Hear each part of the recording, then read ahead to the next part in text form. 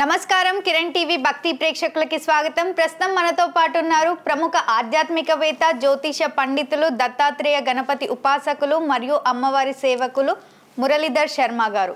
నమస్కారం గురుగారు. మహాదేవ శ్రీమాత్రే నమః. గురుగారు 8వ తారీఖున ఫాల్గుణ మాసంలో ఆరుద్ర నక్షత్రం వస్తుంది కదా గురుగారు, ఆ రోజు పాటించవలసిన విధి విధానాలు ఏంటి గురుగారు? అసలు తల్లి ఫాల్గుణ మాసంలో వచ్చేటువంటి ఈ యొక్క శుక్లపక్షంలో ఆరుద్ర నక్షత్రము ఎంతో విశేషము. ఈరోజు ఎవరైతే ఈశ్వరునికి కేవలము మనం చెప్పినటువంటి ఈ యొక్క పూజా ద్రవ్యాలతో అభిషేకం చేసిన, సమర్పించిన, మనం చెప్పినటువంటి యొక్క రెమెడీ చేసిన ఆర్థికపరమైనటువంటి ఇబ్బందుల నుండి ఎంతటి తీవ్రమైనటువంటి ఆర్థికపరమైనటువంటి ఇబ్బందులు ఉన్నను కూడా తొలగిపోయేటువంటి పరిస్థితి ఉంది. ఓకే, అందులో మనీ బ్లాకేజెస్ కావచ్చును, మనీ స్ట్రక్ అయిపోయినటువంటి సందర్భాలు కావచ్చును, అసలు ఇట్లా దగ్గర దాకా వచ్చి మిస్ అయిపోయినటువంటి సందర్భాలు కావచ్చును. 1, 2 అని కాదు, కొల్లలు ఎలాంటి సిచ్యువేషన్స్ ఉన్నా, జాతకరీత్యా ఎలాంటి ఇబ్బందులు ఉన్నా కూడా ఐశ్వర్యం అనేటువంటిది ఈశ్వరేచ్ఛ. ఓకే గురుగారు. కనుక ఈ యొక్క జాతకంలో ఎలాంటి దోషాలున్నా పక్కన పెట్టేసేయండి. ఈ ఫాల్గుణ మాసంలో ఈ యొక్క నవమి తర్వాత దశమి ఉండేటువంటి ఈ యొక్క తిథిలో ఈ శనివారం రోజు వచ్చేటువంటి ఆరుద్ర నక్షత్రము ఎంతో విశేషాన్ని తెచ్చిపెట్టేటువంటి రోజు కనుక ఈరోజు ఖచ్చితంగా మనం చెప్పేటువంటి పరిహారం పాటించండి. ఎందుకంటే ఇవాళ రేపు చాలామంది ఎన్నో ఇబ్బందులు పడుతూ ఉన్నారు. సో రెమెడీస్ అనేటువంటివి చాలా ఉన్నవి. ఇవి కొందరికి పని చేస్తవి, కొందరికి పని చేయవు. ఎందుకు పని చేయవు అంటే వారి యొక్క సబ్ కాన్షియస్, వారు నేను ఇది చేస్తున్నాను, నాకు ఖచ్చితంగా బాగుంటుంది, 1కి 10 సార్లు అనుకొని ఆ యొక్క రెమెడీ చేస్తే బాగుంటుంది, ఇది చేస్తున్నా నాకు ఇది అవుతుందా కాదా, ఒకటి. రెండవది, ఎవరి జాతకరీత్యా అయినా కూడా వారి లగ్నము కానీ వారి డేట్ ఆఫ్ బర్త్ పుట్టిన సమయాన్ని ఆధారంగా చేసుకొని ఆ యొక్క లగ్నము ఎన్ని డిగ్రీస్ వైజ్గా పడింది, పాపగ్రహాలు పుణ్యగ్రహాలు ఇలాంటివి బేస్ చేసుకొని మరి ఏది వీరికి ఏ గ్రహం మైనస్గా ఉంది, ఏ గ్రహం ప్లస్గా ఉంది. సో ఇప్పుడు ఒక కుజగ్రహము అండ్ 6లో కుజగ్రహము 8లో శనేశ్వరుడు ఉంటే 7వ భావం మీద ఇంట్రెస్ట్ ఉండదు ఎక్కువ. ఓకే గురుగారు. వివాహం అది. సో వ్యాపారం, అదేవిధంగా 5వ భావం. సో 4లో శనేశ్వరుడు ఉండి అదేవిధంగా 6లో గురుగ్రహం ఉన్నా కొంత ఇబ్బందికరంగానే ఉంటుంది. ఇక్కడ మరలా 6లో ఒకవేళ బుధుడున్నా ఇబ్బందికరంగానే ఉంటుంది. ఇంకా మనకు 12వ భావం, 12వ భావములో కుజుడు ఉండి లగ్నాతు శనేశ్వరుడు ఉండి 11వ భావంలో సూర్యుడు ఉన్న కొంత ఇబ్బందికరమైన సంఘటనలు. ఆ సూర్యుడు తులాలో నీచబడతాడు. ఓకే. సో ఒకవేళ వారి యొక్క లగ్నము ఇన్ కేస్ ఈ యొక్క వృశ్చిక లగ్నం అయితే లేదా ఈ యొక్క ధనస్సు లగ్నం అయితే, సో ధనస్సుకు 12వ భావము మనకు కుజుడు ఉండి స్వక్షేత్రంలో, 11వ భావంలో తులాలో సూర్యుడు ఉంటే, లగ్నాతు శనేశ్వరుడు ఉంటే తీవ్రంగా డబ్బులు ఖర్చు అయ్యేటువంటి పరిస్థితి. ఓకే గురుగారు. ఇట్లా అప్పుడు మనం ఏం చేసుకోవాలి?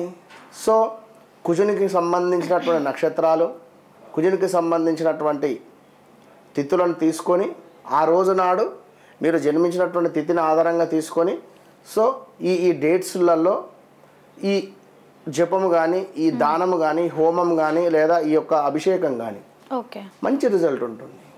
కనుక ఇక్కడ ఈ ఆరుద్ర నక్షత్రం అంటేనే ఈశ్వరుంది కనుక శివుని ఆజ్ఞ లేనిది చీమైన కుట్టదు. కనుక ఈ యొక్క ఈశ్వరునికి సంబంధించి ఖచ్చితంగా ఈరోజు అద్భుతమైనటువంటి మంచి గంధము, అంటే తెలుపు రంగులో కూడా గంధం ఉంటుంది. ఓకే.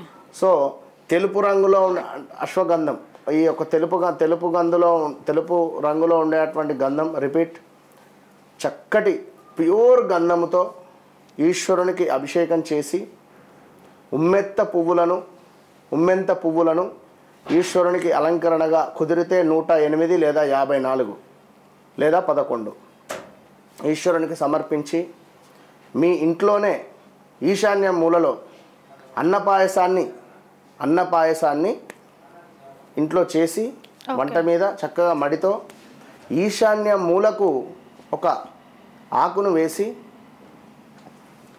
ఆ ఆకుపై ఈ యొక్క అన్న పాయసాన్ని పెట్టి చక్కగా కూడా చుట్టూ కూడా నీళ్లు తిప్పేసి ఒక బలిలాగా ఈశాన్య మూలకు ఒక కొబ్బరికాయ కొట్టి కుదిరితే బూడిద గుమ్మడికాయ కొట్టి దానిపై 2 కర్పూరాలను వెలిగించి అగరబత్తులను పెట్టి ఈ యొక్క ఈశాన్య మూలకు బలి ఇవ్వడం వల్ల విశేషమైనటువంటి ధనానికి సంబంధించినటువంటి ఎలాంటి ఇబ్బందులు ఉన్నా కూడా ఈరోజు తొలగిపోతుంది. ఓకే గురువుగారు. ఖచ్చితంగా ఈ ఆరుద్ర నక్షత్రంతో కూడి ఉన్నటువంటి రోజు మీరు ఈశాన్యం మూలను శుభ్రపరిచి చక్కగా పొద్దున్నే నిద్రలేచి శుచి శుభ్రతతో అన్న పాయసాన్ని చేసి ఈశాన్య మూలకు బలి ఇవ్వండి. బలిని చూపెట్టండి, బలి అన్నం పెట్టండి, బలిహరణ. దాని తర్వాత ఉమ్మెంత పువ్వులను సేకరించుకొని తప్పకుండా ఉమ్మెంత పువ్వులు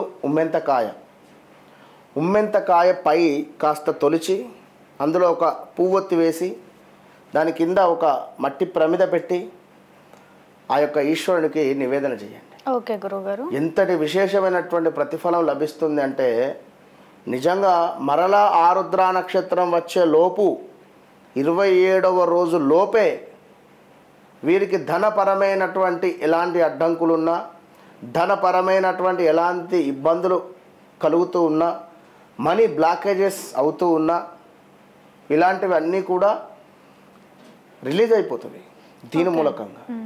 సో పాలతో ఈశ్వరునికి అభిషేకము చేసిన విశేషమైన ఫలితమే. కానీ ఈరోజు మాత్రము పంచామృతాలతో అభిషేకం చేయండి. చేసిన తర్వాత విశేషంగా గంధముతో కూడా ఎట్లా ఏదో చిన్న గంధం డబ్బా తీసుకొని పోకుండా పెద్ద గంధం డబ్బా తీసుకోండి. మంచిగా చిక్కగా కలపండి. చాలా చిక్కగా కలిపి చక్కగా ఈశ్వరునికి అభిషేకం చేయండి గంధంతో. అందులో కుదిరితే జవ్వాదు కలపండి. గంధములో జవ్వాదు అంటే ఇస్తారు మార్కెట్లో, పూజా సామాగ్రి సెంటర్లో. చక్కగా కలిపి ఈశ్వరునికి గంధముతో అభిషేకం చేయండి.